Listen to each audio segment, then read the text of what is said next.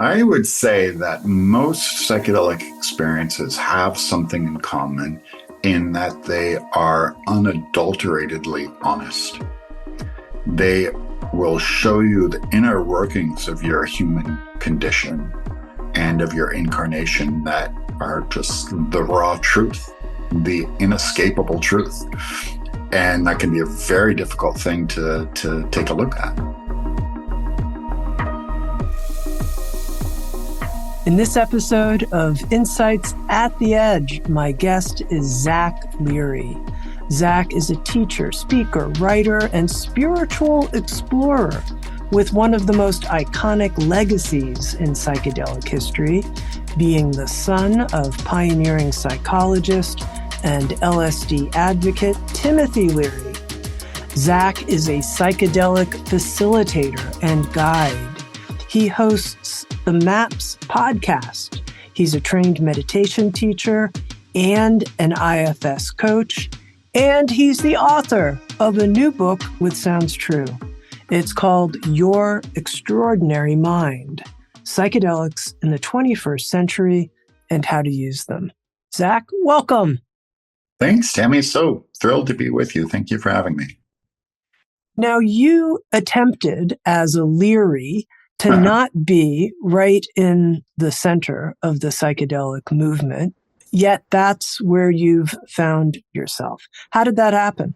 Yes, I did attempt with all my might and effort to get as far away from it as possible. I mean, it happened, when you grow up with somebody with that big of a presence, a lot of people, of course, like to ask, what was it like to grow up with Timothy Leary? And of course, there are so many wonderful stories I could share and so many amazing advantages and opportunities and exposures that were just amazing to be around. But it does come with a dark side as well. It really does. I mean, being in the kind of the underneath the sun that shines that bright, it's very hard to find your own identity, to find your own voice, and to find your own dharma. It's by default, you also always get associated with that. And when he left his body, I really had no idea who I was. I was just kind of flailing in the wind and didn't know who I was other than I was his son, and had no sense of purpose or direction or really kind of a path that was my own that I felt I could articulate and live up to. So when I finally came time to make a decision, I went somewhere else completely. I worked in digital marketing and advertising for a number of years and was somewhat successful at it, at least from an external level and how we measure things in the American Western ethos of what success looks like. And I did check some of those boxes off. But one day I woke up pretty miserable and felt spiritually empty and bankrupt. And I decided to go visit Ram Dass, who I hadn't visited. I hadn't seen him since he moved to Maui. So it'd been almost 5 years. And I'd spent so much time with him growing up. And I just thought something called inside of me, said, Zach, go visit RD. It's time. And there was something about that visit to RD where my relationship with him changed. His presence and role in my life changed. And it was the first time that I viewed him as my teacher and mentor. And there was just something about that visit where everything just shifted.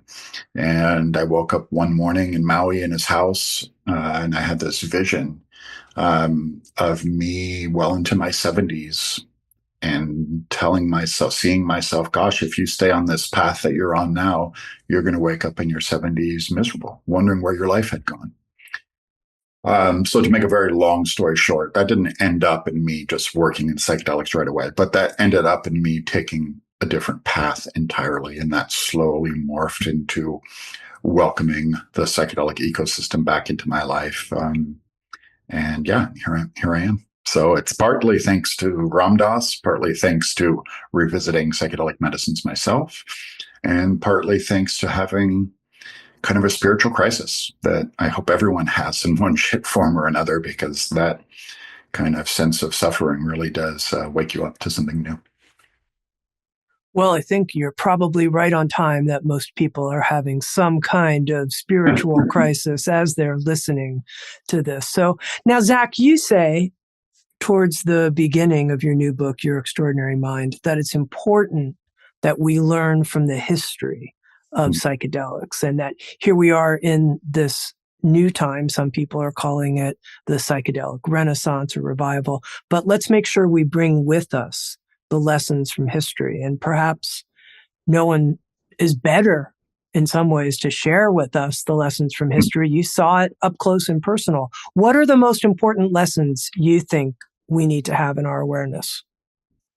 I did see it up close and personal. And, within the last few years, I started to notice this trend when I was going to psychedelic conferences and speaking, that a lot of younger people who are newer to the psychedelic movement today, they're kind of not so aware of the first round of icons of the psychedelic movement. I mean, they know them by name, but they're not really familiar with their work and their contributions. And to me, that seems startling. I found it very odd that I'd go to a psychedelic conference and nobody really knew about the works of Terence McKenna or the psychedelic work of Leary and Alpert and Humphry Osmond and those guys. And I was, that's really interesting. So I really kind of took it upon myself to, that's part of my mission, is to be a legacy holder in a way, and to keep those teachings and that fervor for consciousness exploration alive and well.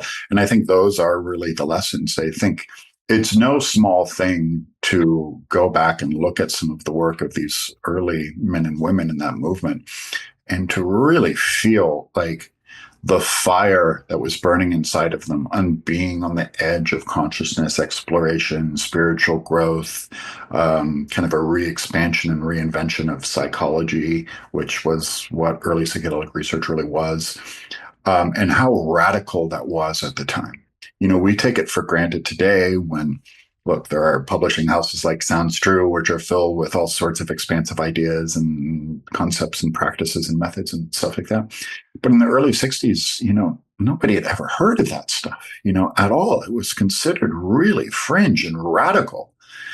And for these guys to come along and introduce these medicines, these drugs into their repertoire, really just, blew the culture wide open. So it's really that, it's just really kind of giving homage and just being really cognizant of the impact that these men and women had on our culture. In addition to respect, honoring, homage, what do you think are the key lessons, if you will, so we don't repeat mistakes that were made? If you think there were mistakes made at that time, like let's learn from history. I do think that there were mistakes made at that time. It would be naive of me to say otherwise.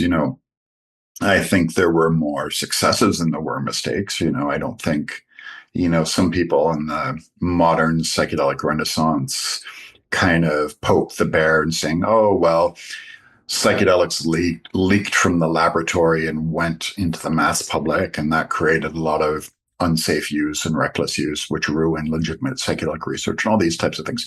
And that's fine. And I understand that argument, but, I think the success is far away that. But as far as the mistakes go, I think a huge part of the problem, Timmy, was that when psychedelics did kind of the Pandora's box opened, from 1963 through 69, it happened in such a radically fast way. It was so fast that I don't think our society was prepared for that many people to be turning on in such a large number. There wasn't much of a guidebook. There was no education. There was no, so it was kind of a crapshoot. Everybody was just kind of shooting in the dark. So yes, there was a lot of unsafe use and reckless use, and people didn't know what it is that they were getting into. So I think that's number one. Had we had a better blueprint for safe and wise and compassionate use in 1963 through 69, whatever, I think a lot of the psychedelic problems that we saw in the 60s probably wouldn't have existed. So that's what I'd put at the top of the list. Now, the subtitle, interestingly, of your new book is a response to this gap, if you could say, the psychedelics in the 21st century and how to use them. And, in a way, the book is a beautiful education offering. You're saying here, we didn't have a blueprint. We can amass one now. We've learned a lot. Let me offer you a blueprint. I think that's part of what you do with your extraordinary mind, and you do it beautifully. And at the beginning, you say we need to get educated about specific compounds.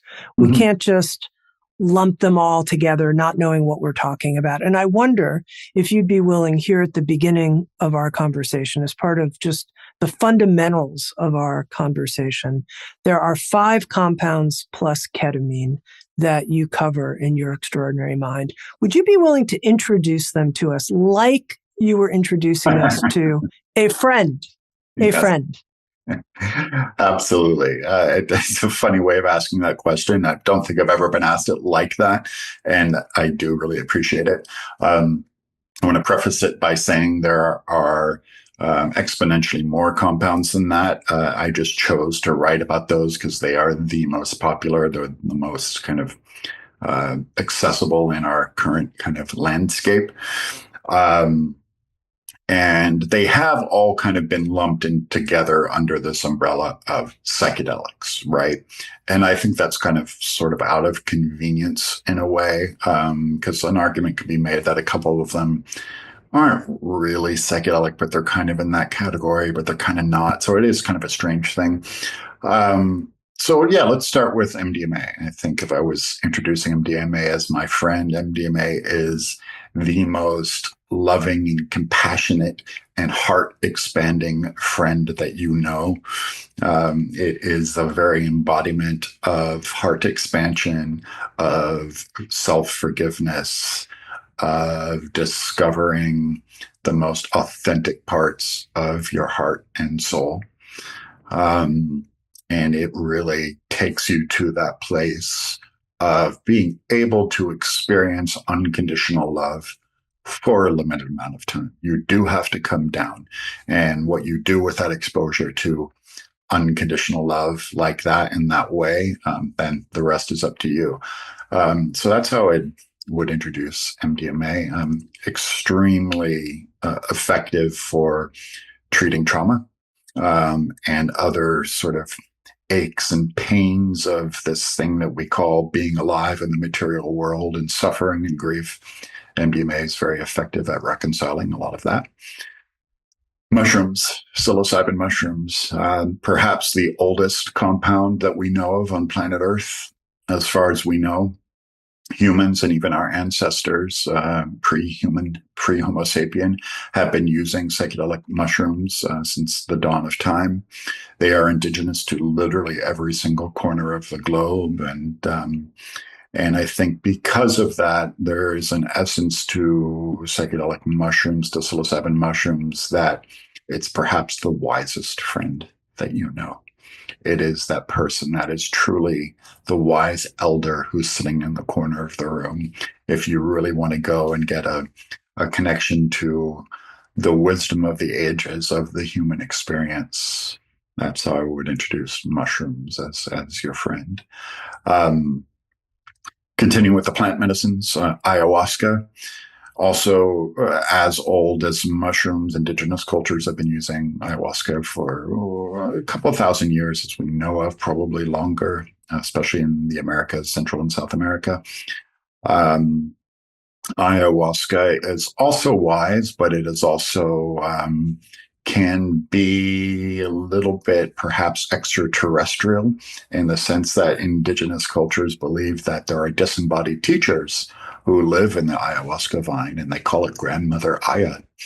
And they believe that there's an actual teacher who lives in this vine, who is there to gift you with ancestral wisdom and to confront you with the joys and terrors of the human experience, and perhaps allowing you to make contact with something else as well.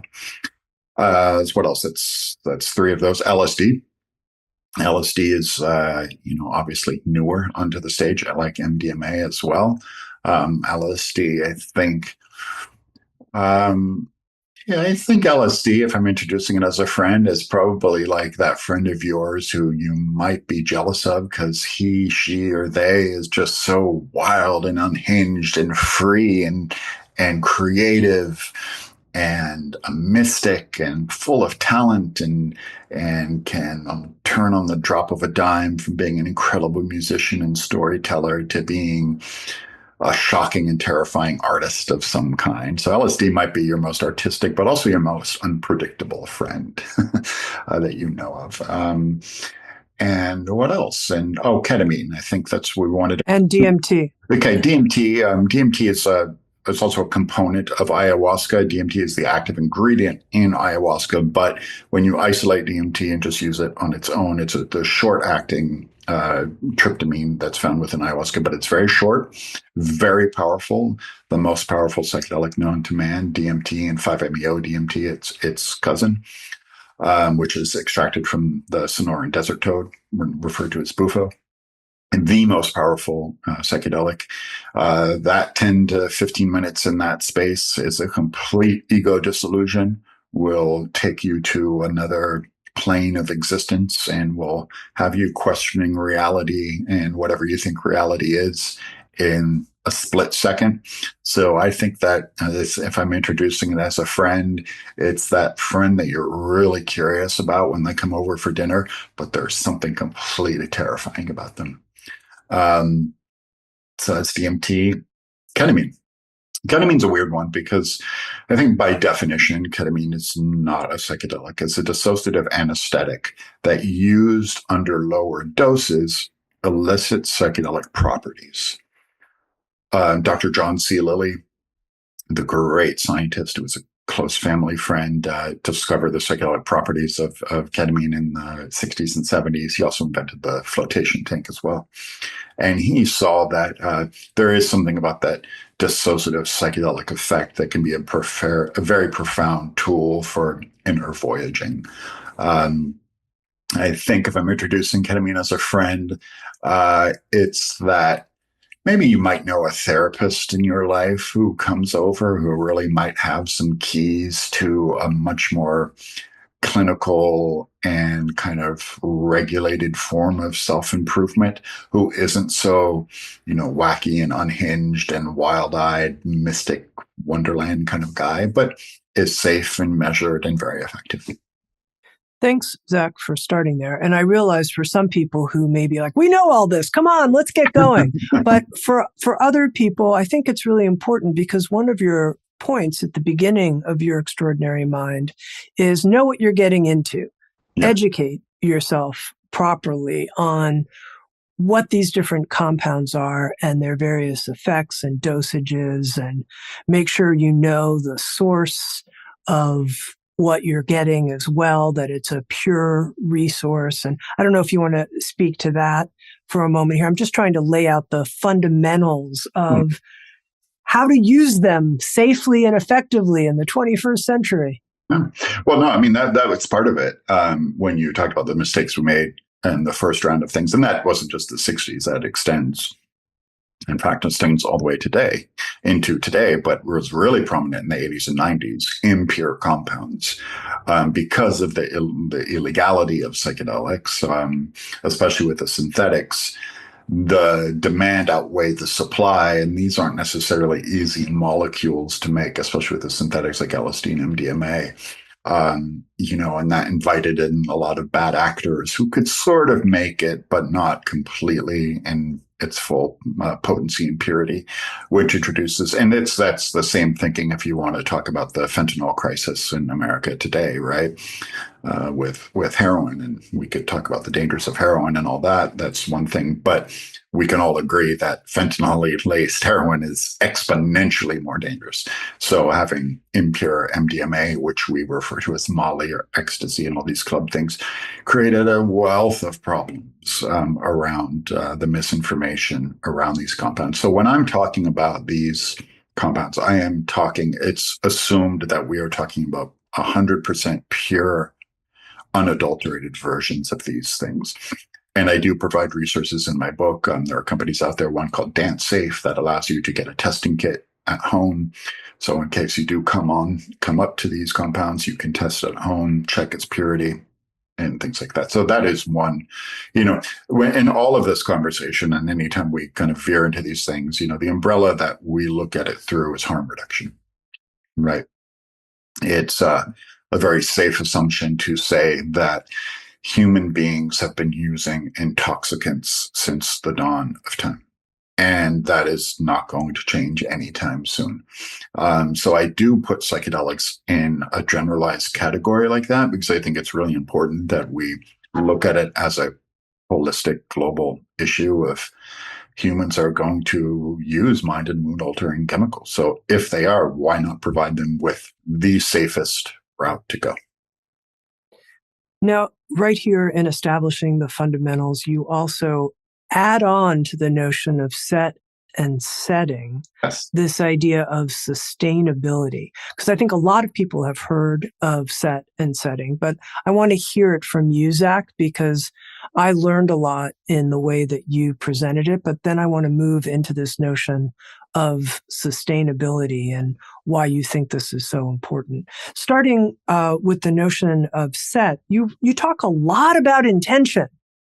And it's not enough just to say, I'm curious. Like, really? Why can't I just say I'm curious? Why do I need to clarify as part of my mind set, as part of the set, this very strong intention?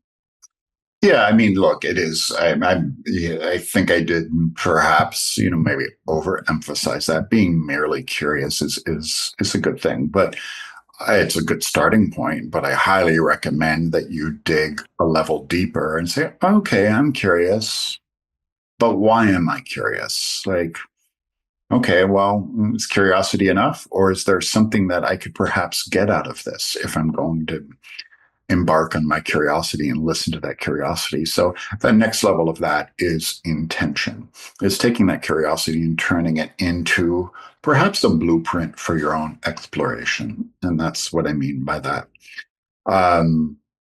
And setting is the place where you do it, the physical environment, and who you're surrounded with, where you do it, and the energy in the room, and all those kinds of things. And but what you asked about, so then what I noticed in researching this book, and which also in parallel with the last kind of 10 years of psychedelic expansion that I've seen, is that, I went back and I revisited a lot of the early works of the psychedelic pioneers, and there's no mention of integration.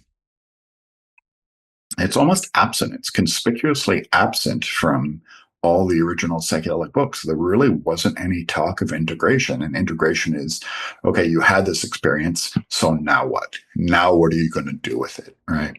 And in today's psychedelic community, I mean, gosh, there are entire courses on psychedelic integrations and certifications and different methods, and there are psychedelic integration therapists, and it's a whole specialized cottage industry.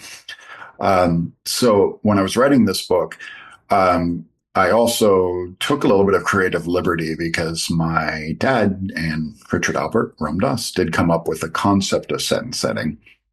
And given that I'm his son and Ram Dass was my teacher, I felt if there was anyone who could add to the set and setting paradigm, it was me. I kind of felt like, okay, I think I'm okay with that. It's a little presumptuous, a little, kind of an arrogant thing to do, but I made peace with it. And so I was kind of batting the idea around with my partner. My partner, Heather, is also a psychedelic therapist, about this whole thing of integration and adding on to set and setting. And, my whole kind of thing and being a facilitator, my passion is really extracting every last drop from each and every psychedelic experience and turning it into something meaningful. And we were talking one day and she said, sustainability. That's it. That's the third S. And I was like, yes, that's it. So that's what set and setting and sustainability is. It's not just a word. It's also a framework that allows you to take these insights, take these expansions, take these downloads, and turn them into action, turn them into something tangible. So the experience can be meaningful, spiritually expansive, and pragmatic. Let's talk more about this notion of turning the insights into action. Because I think a lot of times when people hear a word like integration, They Hmm. think, oh, I'm going to kind of weave this new thing in and understand it. But does that mean that I'm going to behave differently, act differently? So how do we take the insights and, using your word, turn them into behaving, acting, functioning differently? Hmm. So there are a lot of ways to go about this. There is no one singular method for integration. It's really kind of a hodgepodge of different applications and methods, ranging from traditional meditation to breath work to internal family systems to sharing with others to going to integration circles to journaling to creating music to creating art. It's a number of things, and really finding a combination of things that works for you best. One thing that we've learned, excuse me, through the myriad of psychedelic research that's happened in the last 10 years is the 5 to 10 days after a psychedelic experience is when the neuroplasticity alterations that are occurring in your brain are the most malleable. That is when these compounds have opened up your brain to allow for new neuronal networks to form. And new neuronal networks can come in the form of new ways of relating to your emotional intelligence, perhaps behaviors that you want to break that you've been stuck in for a long time, for creative endeavors that you'd like to expand upon, to ways of reinterpreting and reprocessing your trauma. So there's kind of this window after a psychedelic experience where kind of anything's possible, right? And by giving people a tool set, the user, the voyager, a tool set to take what's possible and to turn these downloads into action is what I mean. So on a practical sense, that means, working possibly with your guide, your therapist, your facilitator, your shaman, and writing down what it is that happened during this journey. The things that you said, the things that you felt. Um, Perhaps it didn't come in the form of language. Perhaps it came in the form of a somatic alteration, a somatic release. And what does that mean? What does that feel? Was it metaphorically relevant to you? And really taking the time to process all of these things after the journey and turning them into little kind of like pockets and wells of awareness, you know? Um, so that's what I mean. I know that sounds kind of lofty, but when it goes back to intention, if you go into a psychedelic experience for a very specific reason, you can perhaps come up with a new game plan for treating that intention, for making good on that intention afterwards that you previously might not have considered. Zach, I pulled out this quote from Your Extraordinary Mind as you were describing about this notion of sustainability. I want to read it to you. It's my belief that the experience while on psychedelics is not the work in and of itself. It's the fertilization stage that creates the embryo for the real work that comes after. That's right. Yeah. I mean, look, anyone can take a bunch of mushrooms and go sit in the desert and have an experience and be like, wow, okay. But that's not really, that doesn't require, I mean, sure, it requires kind of a certain emotional stability and, a strong set, but that doesn't really require any really effort. It requires some surrender and things like that. But, so that's what I mean. Like the experience in and of itself is just an experience. Anyone can do that. But I would say that most psychedelic experiences have something in common in that they are unadulteratedly honest. They will show you the inner workings of your human condition and of your incarnation that are just the raw truth, the inescapable truth. And that can be a very difficult thing to take a look at, our wounds, our fears, our insecurities, also what it is that we're good at, what it is that makes us shine, what it is that I know I'm really good at, but I'm afraid to express in the world. Why do I feel like I default to staying small and things like that. So that's kind of what I mean by that. These things lay kind of little fertile little seeds in you that it's up to you afterwards to water them and to help them grow.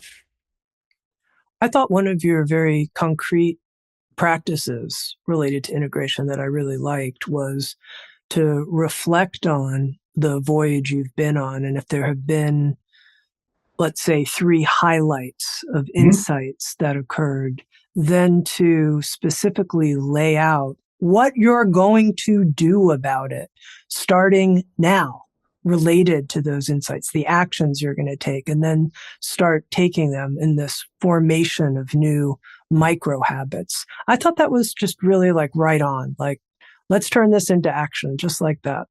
Thank you. I know it's not that easy to do it and follow through, but at least that lays it out for people what the work is, what the path is. It does, and it's just a way for us loosely to create a little bit of a working blueprint slash relationship with these realizations, And it's also worth noting too that some of our bigger psychedelic experiences, maybe the dosage might be slightly larger. You might come out of that journey with it being completely ephemeral. You have no words for it. You can't quite describe it. And that's okay too. That takes a while to kind of figure out and to put it in its right place as well. So there's kind of a balancing act. There's kind of a cosmic dance between all of it, as Ram Dass would say, spiritual practice is not about trying to figure it all out. We're not here to figure it all out. We're here to open our hearts. All right, Zach, let's talk about bad trips. You say that the causes of bad trips are the compound wasn't pure or there was a problem with the set and setting. Couldn't there be other reasons why I will just encounter a really quote unquote bad, or you could say difficult, or you could say extraordinarily painful trip, even with a pure substance and even with a strong intention and a terrific setting? Mm-hmm. Absolutely. And I just do want to state for the record, it's just semantics, but we're kind of changing the language here. We're calling them challenging experiences now and not bad trips, because sometimes even the most challenging experience, which may be frightening, can later turn into an extraordinarily rewarding realization. I'm glad you pointed that out. I think that's really important. Really important. So the use of that language, bad trip, would be reserved for what kind of thing? Or would you never use that language? I don't really use that language anymore because that kind of creates sort of this corner in the kind of American vernacular of like, oh, if you take these, you're going to have a bad trip and it will ruin your life and you're never going to come back or something like that. So instead I use it like, instead it's also about being very honest and not sugarcoating it. Even with the best preparation and the best guide and the best shaman in the whole world and the best compounds, you still might have a challenging experience. And nobody is immune from that. That can happen to anyone. It's not always likely, but it can happen. So it's more about just being really honest about that and really kind of giving people insight into the reasons why that might happen. Yes, there's the low-hanging fruit, impure compounds, set and setting weren't in the right place to be doing it anyway, all those kinds of things, right? But those are all kind of 101 things. But aside from that, I think that the majority of challenging experiences come from voyagers being confronted with an aspect of themselves or their life or their past or their deepest, most inner workings of what it means to be alive that is really terrifying to take a look at. It's really, really hard to see that. I can speak for myself. I'm a recovering substance abuse user from other from hard drugs. And I've had psychedelic experiences that put me face to face with the horrifying realities of the things that I did on in my active addiction, and that in my waking state, sure, I see them, but I'm not confronted with them in that way. And the psychedelic experience just magnifies them times 1,000. But the benefits of that is that it really created a lot of distance from it. And thus, giving me the inspiration to not go back to being that person.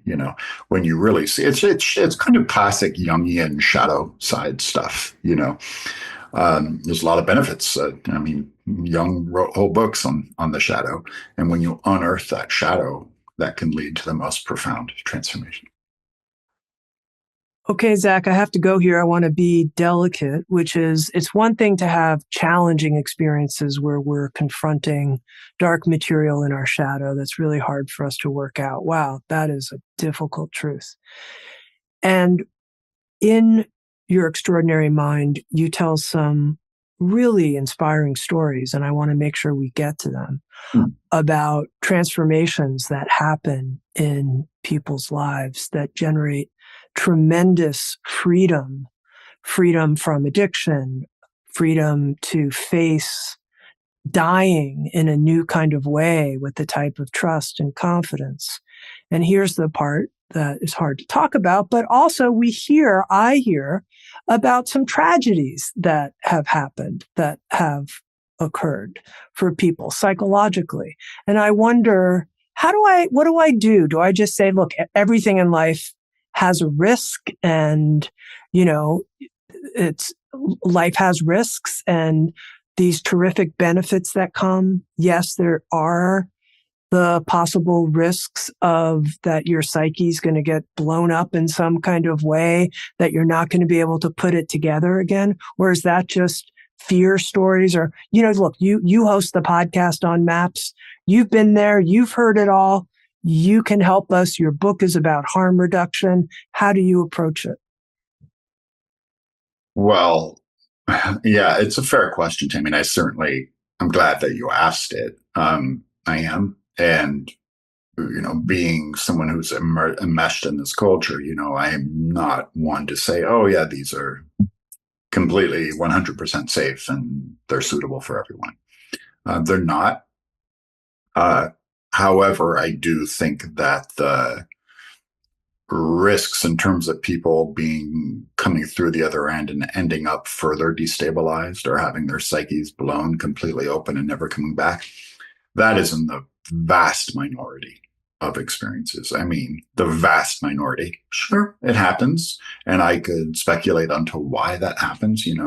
I think it comes down to psychedelics aren't right for everybody, at least not at any given moment, and people rush into it far too quickly with too big a dosage, or maybe are suffering from some other mental health issues or something. But I do think it is in the vast minority. I would, if we surveyed 1,000 mushroom users, I would think, less than 1% of them would say, gosh, that was, whatever, a hellish thing that I never want to revisit again. But yes, it does. I consider psychedelics to be a spiritual practice and or method in a way. It's not the same as like, say, meditation or breath work, which is something you can do every day, but it is still a method of some kind. And, other methods don't carry. What's the risk of meditating every day? Not much, right? It's pretty safe, So yeah, it is possible. But again, I think the data speaks for itself. In brief, what's the right self-assessment to say, it's contraindicated because of where I am right now in my life, or no, come on, go for it. You're fine. You're just a little bit afraid.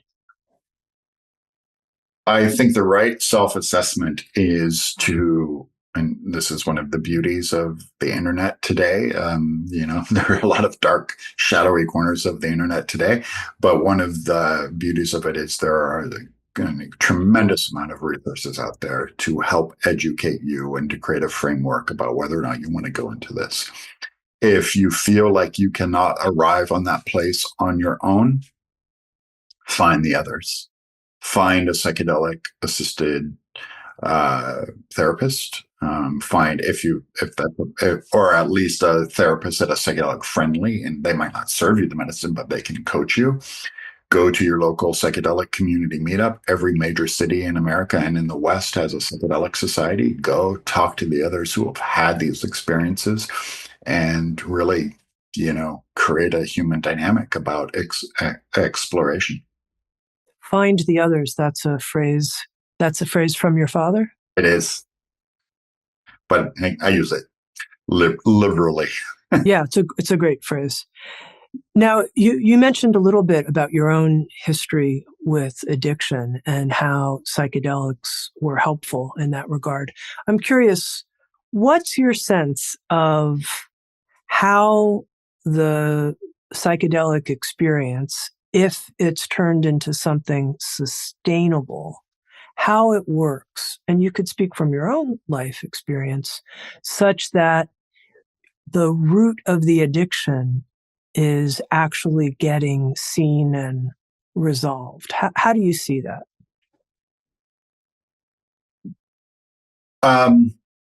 Well, I think most addiction scholars and anyone ranging from, like, say, Gabor Mate to anyone else, any of the great kind of modern addiction scholars of today, as well as people who are in recovery, will tell you that their substance abuse use didn't have so much to do with just loving the drug and you couldn't stop putting it down. Sure, that played a part of it.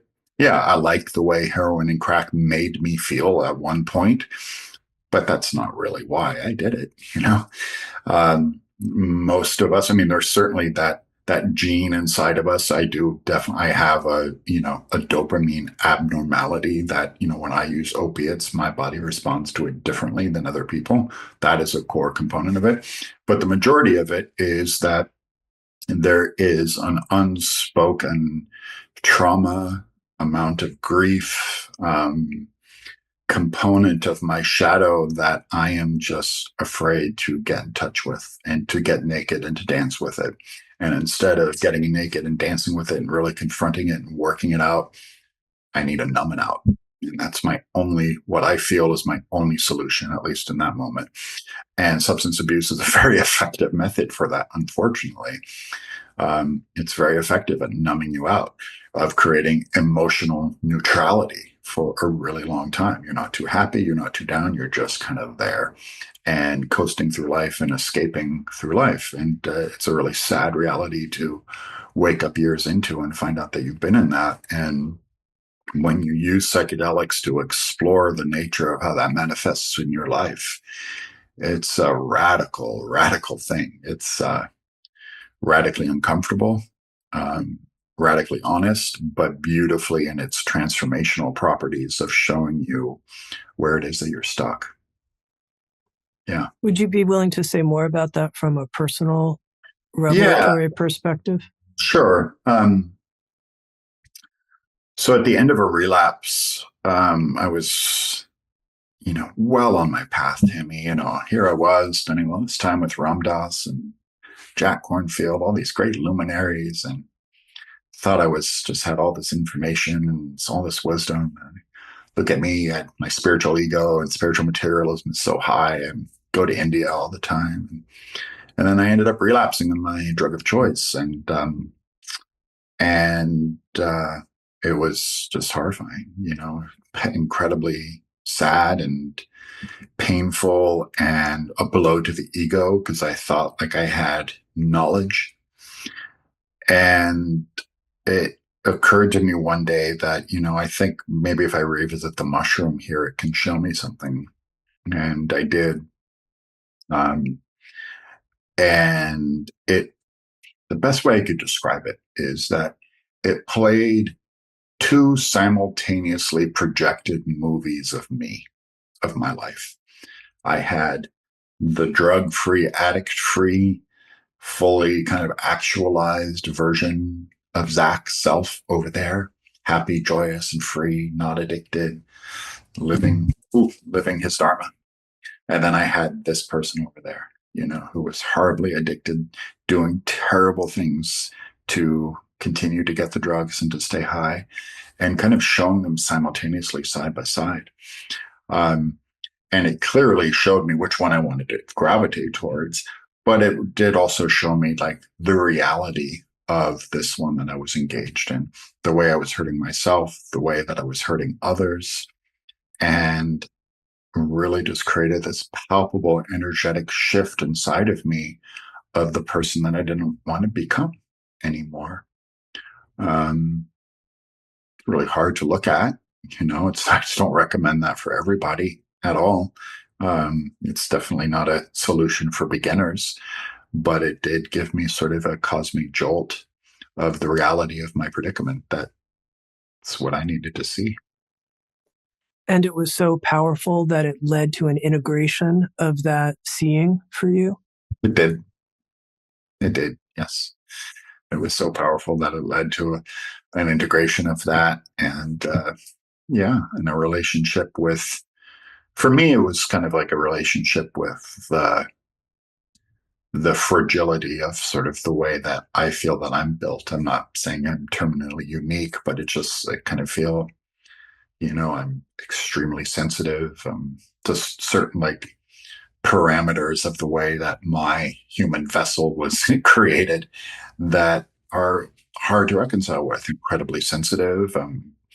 Sort of, there's a great thing that one of my favorite 12-step speakers says is addicts are egomaniacs with inferiority complexes, and that speaks true to me, and just little things about how I'm hardwired that coming to terms with that ended up being a wise road.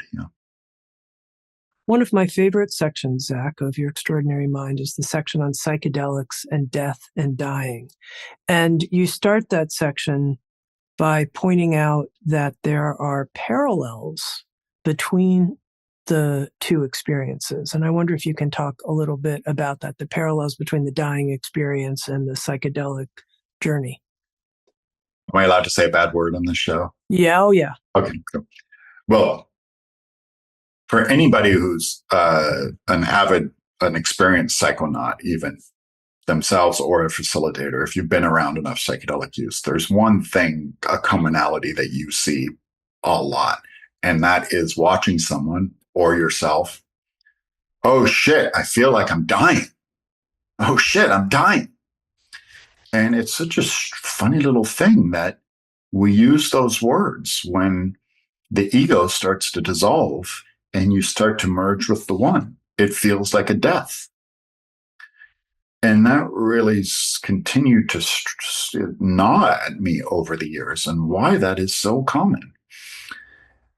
And then I sort of paralleled it and was like, oh, wait a second. It's not that odd at all. One of the first great manuals in psychedelic exploration, The Psychedelic Experience, written by Tim Leary and Richard Alpert and Ralph Metzner, is juxtaposed, the psychedelic experience juxtaposed against the Tibetan Book of the Dead. And that was written in 1963. And they had enough foresight and wisdom into the psychedelic experience even then to be like, oh, the Tibetan Book of the Dead, yeah, that's the model which ego death is about. You feel like you're dying. You feel that everything that you know and believe in and everything you are is just turning into cosmic dust, and you're merging with pure consciousness. And that feels like a death. And it's really hard to. I mean, we like to be very grandiose and talk about ego death, and it's such a noble thing to strive for. But it's scary as shit to go through it. It's scary as shit to have everything that makes you dissipate and merge into the one, right? That is not an easy thing. It's not putting on a warm, comfortable pair of slippers, So it feels like death. And it is a death of some kinds, for sure. You do come down and you get pieced back together again in a new way. So when you take this model of the psychedelic voyage and you apply it to end of life and to transitioning to people who are terminal or right there on the edge, one of the great examples that I write about in my book is Aldous Huxley, who used LSD, was administered by his wife Laura on the day that he was dying on in November of 1963, same day Kennedy was assassinated. And the beautiful, beautiful, just kind of spontaneous utterance of transition that he was experiencing while being on LSD, going in while he was leaving his body. It's because those two realms are kind of similar in nature. They're similar in feel. And we see that, with a lot of the great studies that have been done recently on end of life anxiety with cancer patients, and at NYU specifically, some beautiful, beautiful studies, and Hopkins as well. How psilocybin is just this very kind of warm hug of allowing our egos to get comfortable with that transition, because it's already like that in some ways to begin with.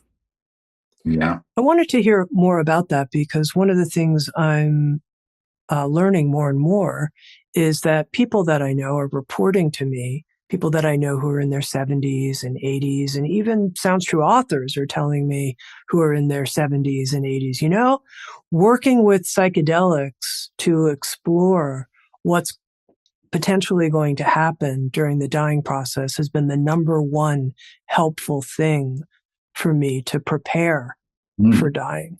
And I'm curious what these studies are showing that you mentioned, and just to say a little bit more about the anxiety reduction that can come from the dying through psychedelic voyaging experience. Yeah. Well, I think, with, most of us anyway, unless you are extremely spiritually advanced, right? Most of us are afraid to die, right? I mean, goodness, even when Ram Dass had his stroke and he was laying there on the ground thinking he was dying, he was terrified. And one of the messages that came to him was, I have more work to do. I'm supposed to be Ram Dass. Why am I afraid? That even happened to him. So, I mean, that's kind of a default thing that the human experience has, because, we have some ideas about what's next, but none of us are entirely sure. And it's a difficult thing to reconcile with. So, but what's the nature of that? What's the commonality in that? And that is attachment, right? I think attachment to the material world, attachment to the ego. And if there's any one thing that psychedelics do very quickly, is they challenge our sense of attachment, and they can give us a little glimpse anyway into being unattached, and that consciousness and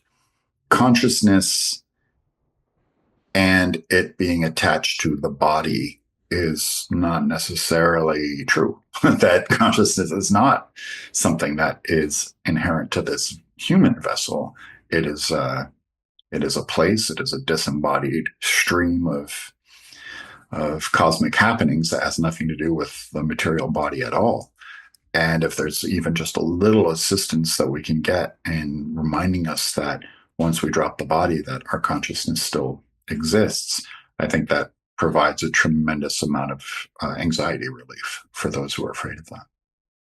In this same section on psychedelics and death and dying, you share a really powerful story about a woman who you worked with. You were the psychedelic facilitator and guide, and she came to you because of extreme grief. She was suffering from the sudden death of her husband of 23 years, who died on the tennis court. And she came to you and she wanted to have a strong and intense psychedelic experience, and she did. And I wonder if you can share with us what happened. No, thank you for calling it out specifically. Yeah, she was a really interesting person to work with, because she really had no psychedelic experience at all. She had read Michael Pollan's book and started diving into some of the more modern research on it, and was very well versed with a lot of Ram Dass's teachings as well. But she came to me with kind of just this strong realization that her grief was just, inextricably bad and painful, and she could not let go of her grief. And she kind of came across some psychedelic research and thought she really had nothing to lose. And that's what she wanted to bring into this, was a way for her, a window into her grief. And why is this so hard to let go of?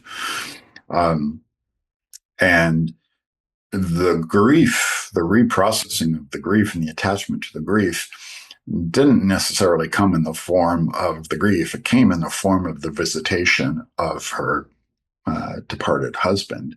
And I witnessed her having a completely, I had nothing to do with it. I was just bearing witness. There were no cues given, there were no prompts. And she's just having a spontaneous conversation with her husband as if he were in the room. Him telling her that it's going to be okay, that I'm fine and perfectly safe, all of these things. And she's just having this dialogue with him, saying that, of course, I miss you, I miss you, I miss you, I love you, why'd you have to go? And it was just this back and forth dance that went on for a couple of hours. And I'm just there witnessing it, not doing anything, lighting incense and sage and just hoping that this exchange happens.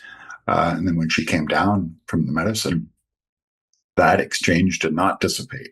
She did not, it was not like a dream. She remembered it verbatim and just thought it was just this incredible gift of a reminder to her that death is another plane of existence. And thus, I wouldn't say it cured her grief or completely reconciled it overnight, but it took her a long way for sure.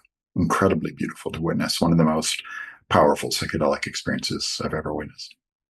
In the beginning of our conversation, I asked if you'd introduce these psychedelic substances as if they were friends. And as you did, I imagined them coming to a party at my house, and each one and what they looked like and what they were wearing. I hope I did a good job. So you did a great job. They were all very interesting people at the party, especially like DMT. That didn't come for long, but was really, intense and terrifying and gave us, okay. And I wonder if you see these compounds, if you will, as some type of evolutionary partners for humans.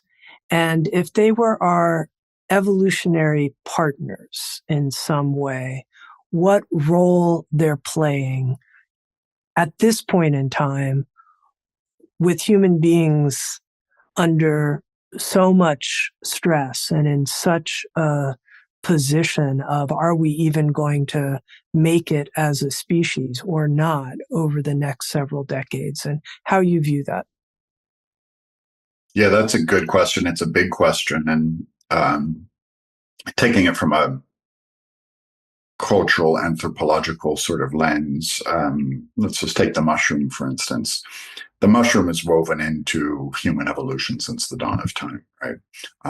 The stoned ape theory even says, which is a Terence McKenna thing, that says our pre-Homo sapien Neanderthal ancestors who were hunters and gatherers discovered psilocybin and roaming the plains, and just through trial and error and through their consumption that helped their brains grow and for us to evolve. Can I ask a question about that? Is that considered a controversial or accepted theory? It's just considered a theory. Yes, it's considered controversial. It's okay. I was just curious about that. Paul Stamets even says it's a hypothesis because there is no way to prove it. We have no archaeological evidence, but we can make some very strong assumptions that our hunter-gatherer tribes were roaming the plains and were eating everything in sight to see what was created sustenance and what didn't. So you can make a pretty strong assumption that they tried these things and oh, okay. And there's mushrooms are adaptogenetics. They help our brain get rewired and grow and things like that. So possibly they did play a big role in their growth. But the second recorded history does start, we do see the induction of psychedelic mushrooms in that as well. And cave paintings that are 10,000 years old in Algeria. So we know we've been using them for a really, really, really, really long time. And if you if we tangent just a little bit and look at indigenous cultures that use psychedelics, right? What is one thing that they have that the rest of us don't?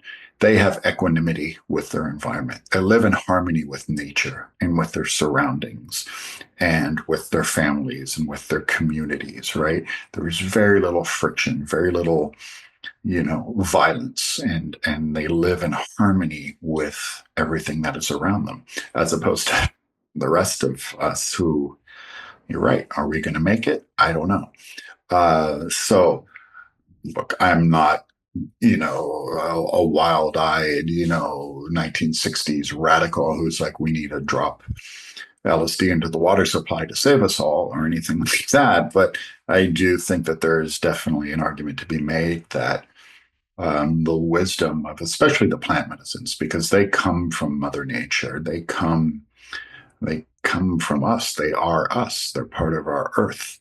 And again, to use the indigenous framework, that they are teachers, and that we really have nothing to lose by seeking the wisdom of these plants, these psychedelic plants and vegetables, to show us what we can do as a society, as a community, to live in harmony and to slowly chip away at the illusion of separation. So, from an evolutionary perspective, I think it'd be very wise. I've been speaking with Zach Leary. He's the author of the new book, Your Extraordinary Mind, Psychedelics in the 21st Century and How to Use Them. He offers a psychedelic studies intensive. Tell us a little bit about it, Zach. Yeah, thank you for saying that. Next cohort begins on July 2nd. And for anybody listening, if you use the promo code Sounds True, you can receive 10% off tuition fees. It's an 8-week course, all live, not pre-recorded content. Meets twice a week for 2 hours each session. And there are actually 1 week that has 3 classes. So there's 17 classes altogether. We build community and really talk about a lot of the pharmacology around psychedelics, a lot of the history, safe use, harm reduction, and use a lot of research from the past and present to create a framework if you're at all curious about becoming a facilitator and perhaps working with others in the medicine space. And I think my course is, I'm pretty proud of it, Tami. I am. This will be cohort number 8, and I think it gives a really strong foundation for those who are interested in working in this field. I have to say, Zach, you have an extraordinary mind, and it's been really fun to talk with you. Thank you so much. Thank you so much for having me. And if you'd like to watch Insights at the Edge on video and participate in the after-show Q&A session with our guests, come join us on Sounds True 1, a new membership community featuring award-winning original shows, live classes, community learning, guided meditations, and more with the leading wisdom teachers of our time. Use promo code PODCAST to get your first month free. You can learn more at join.soundstrue.com. Sounds True, waking up the world.